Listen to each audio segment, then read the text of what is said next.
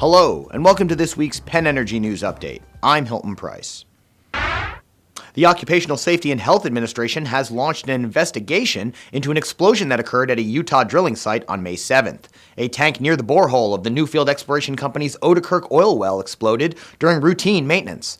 The well is located about 16 miles south of Roosevelt, Utah. One employee was killed at the site. 2 other employees suffered non-life-threatening injuries. The explosion will also be investigated by the Utah State Fire Marshal's Office and the Uinta County Sheriff's Department.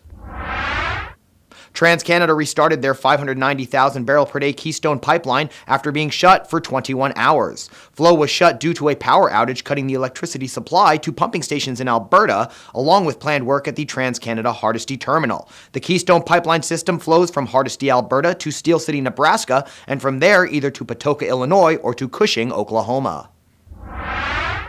Gazprom and PetroVietnam have signed an MOU to cooperate in natural gas production and use as a motor fuel. The project will start with an agreement to convert Ho Chi Minh public transportation to natural gas. A joint Russian-Vietnamese venture will be established as part of the project. Gazprom's deputy chairman says the two companies have a strong history of cooperation in natural gas prospecting and exploration. This new agreement expands that cooperation.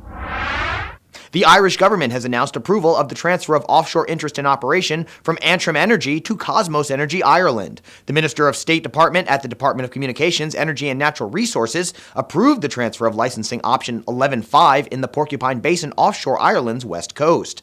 As a result of the transfer, Cosmos acquired a 75% interest and Antrim retains a 25% interest in the basin. The two companies will now apply to the department to convert the licensing option to a 15-year frontier exploration license and seek approval for the seismic program.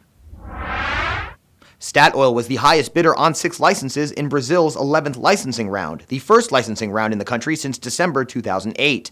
Out of the 6 licenses awarded in Espírito Santo, Statoil is the operator for 4 and partner in 2. Statoil's application for exploration licenses in the basin is based on established and new geological play models. The farm-in is pending Brazil National Agency of Petroleum, Natural Gas, and Biofuel approval.